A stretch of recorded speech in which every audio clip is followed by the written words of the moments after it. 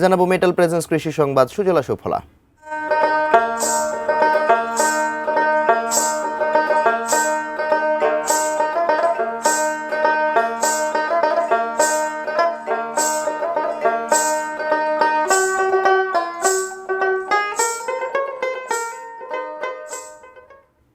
মাছের রাজ্য সাতক্ষীরায় সাদা মাছ চাষে ঝুঁকছেন মৎস্য চাষিরা। পোনা সংকট এবং প্রতিকূল পরিবেশের কারণে চিংড়ি চাষের ক্ষতি কাটাতে কার্প জাতীয় মাছ চাষ করছেন তারা, লাভবানও হচ্ছেন। সাতক্ষীরা থেকে এম জিল্লুর রহমানের পাঠানো তথ্য ছবি নিয়ে ডেস্ক রিপোর্ট।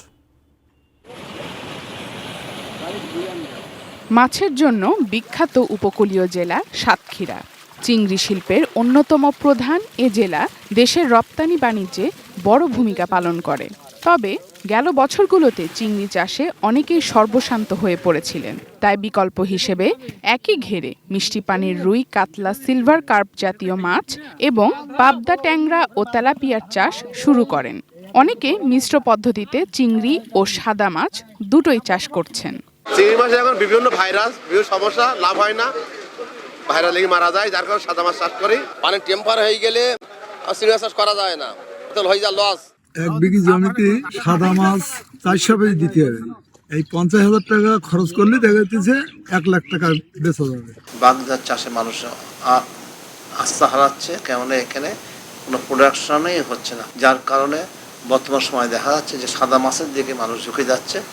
ঝুঁকি কম এবং দাম ভালো পাওয়ায় সাদা মাছ চাষের পরিমাণ প্রতি বছরই বাড়ছে, যা চাহিদা মেটাচ্ছে রাজধানী সহ দেশের বিভিন্ন জেলার। অর্থনৈতিক উন্নয়নে চাষিদের শুটকি মাছ তৈরিরও পরামর্শ দিচ্ছে মৎস্য অধিদপ্তর। হ্যাচারিগুলো যারা এখানে আছে তাদেরকে নিয়মিত মনিটরিং করা হচ্ছে এবং তাদেরকে প্রশিক্ষণ এবং পরামর্শ দেওয়া হচ্ছে, যাতে ভালো জাতের সোর্স থেকে পোনাটা আমরা চাষিরা পাই এবং ন্যায্য মূল্যে পাই।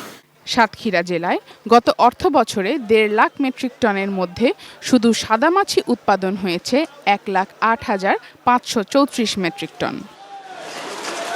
শারজানা Ananya, desk report, ATN news.